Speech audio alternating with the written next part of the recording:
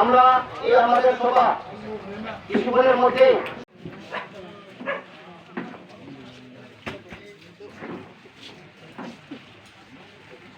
যাচ্ছে।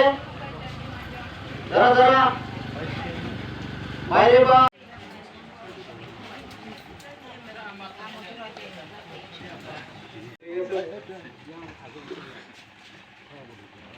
সরি 10 নং কুলাই চাম্পানি ক্যান্ডিডেট শ্রীযুক্ত অনিমেষ দেবর মানবী নিশ্চি মুরে আতলে হিকাব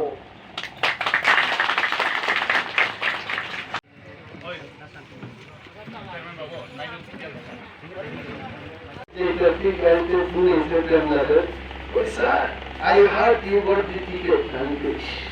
আজকে তো শুনতেই করতাম না কিন্তু বলছে তখন বুয়াটা যদি আপনাদের টিকিট দিয়ে এখানে পাঠায় আপনি দেখবেন 100 জনের মধ্যে 100 জন ভোট দিব। আমি কেমনি দিব 100 জনের মধ্যে 100 জন?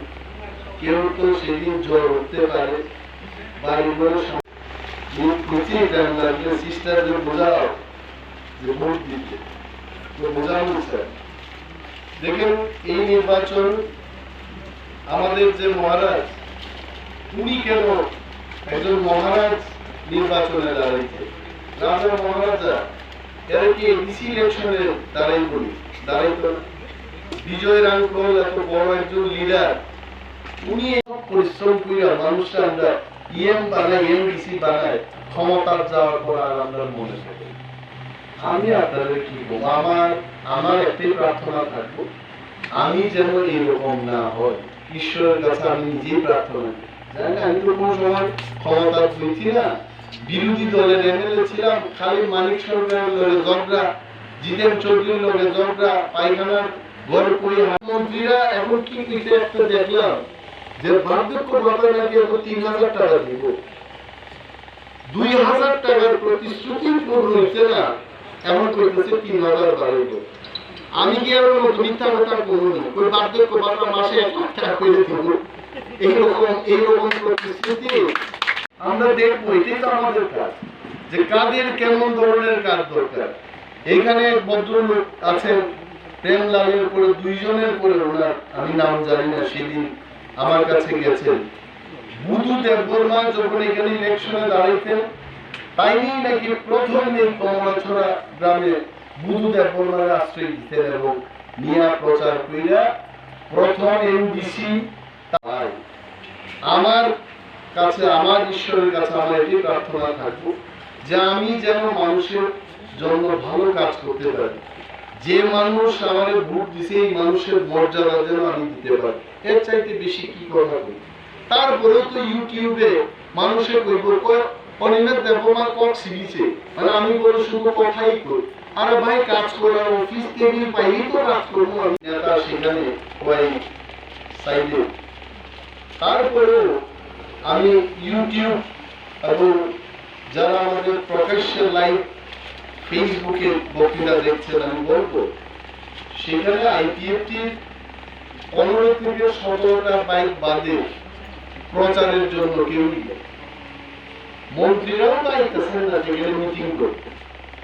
আমিও মন্ত্রীরাও তো দেখি না প্রোগ্রাম করতে মন্ত্রীরা আইই না এই 17-18টা বাইক ঘুরতে আছে এটাই তাদের প্রচার। তার মধ্যে আজকে সকালে আইতে আমার এক কর্মী ফকেল দেববর্মা আমার ফোনে করতেছে স্যার আপনি যদি 5টা মিনিট এই আমাদের কোয়াইমে যদি আজকে আমার সাথে যান আমার এখন বাড়ি তৈরি করার প্রয়োজন সিমেন্ট একটু নরম থাকলে আমার ভালো কারণ ইট লাগাইতে সুবিধা দিব বেশি কড়া সমালোচনা করলে সিমেন্ট সবকিছু দিব বিল্ডিং তৈরি করে নিতে বুঝলেন। আমি তখন কইলাম এনজি পাড়াতে বিশ্বাস রেখেন অনিমেষ দেববর্মা সারা ত্রিপুরাতে বুইরা মিটিং মিছিল করতেছে কেন আপনাদের এনজি পাড়াতে আমি একটি বাইক মিছিলে থাকবো না টিপ্রামো থাকবো হামসার যে মারি এটার মধ্যে আমরা গিয়ে কাজ করি। দিকে দিকে প্রচার হইতেছে অনেকেই বাড়ি ঘরে থাকে অনেকে তো জানেন না আসলে যারা চাকরিজীবী মানুষ এরা তো অফিসে যায় বাড়িতে আসে রাজনীতির খবর অনেকে আসলে রাখেন। দুই ধরনের লোক আছে যারা রাজনীতির বেশি খবর রাখেন। এক পায়ে ব্যথা, তাই বইটাতে খুব পায়ে ব্যথা। তো এত চড়া রোদের মধ্যে অনেকে খেটে খাওয়া মানুষ, এরা রাজনীতির খবর রাখে। তো এদের জন্য আমি কইলাম প্রেমলালরে সকালবেলা, খুব সকালে না হয় সন্ধ্যাবেলায় বাড়ি বাড়ি গিয়ে এদের সাথে দেখা করতে।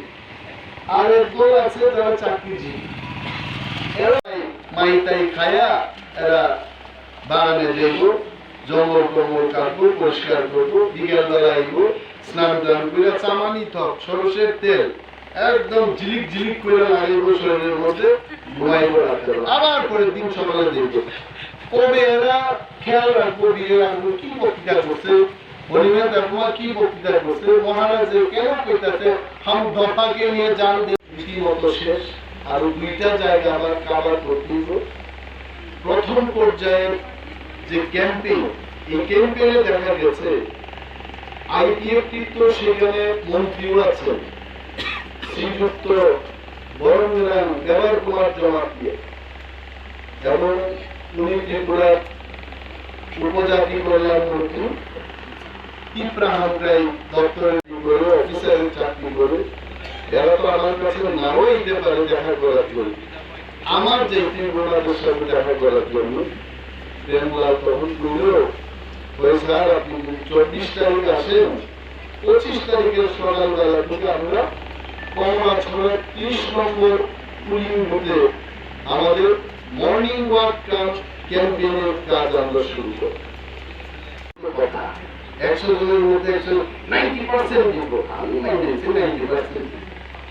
তারপরে কমলাছড়াটা এলাম, বাড়িগুলো ঠিক করে হচ্ছে আমার একজন প্রাক্তন ডিফেন্সের লোক, ব্যাংকের অবসরপ্রাপ্ত একজন কর্মচারী, তারই আমি ধন্যবাদ জানাই প্রেমলাল মৌসুমকে।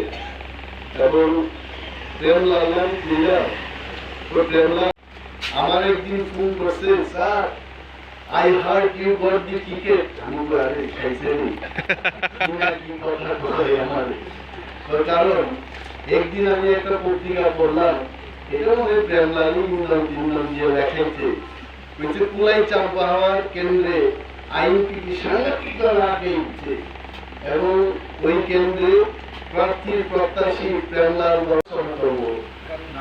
রামখন্তম, এখানে হাফ দেববর্মা, হাফ মৌসুম দেববর্মারে বিয়ে করছে, দেববর্মা আবার মৌসুম বিয়ে করছে, কৃষ্ণবাবু তো দেববর্মারে বিয়ে করছেন না, আলামে বিয়ে করছেন। ওইখানে অনেক ধরনের লোক আছে, অনেকে অনেক ভাষা জানে, তো তাদের বুঝাইতে গিয়া সবাই তুলেও বাংলা দিয়া বক্তৃতা করে।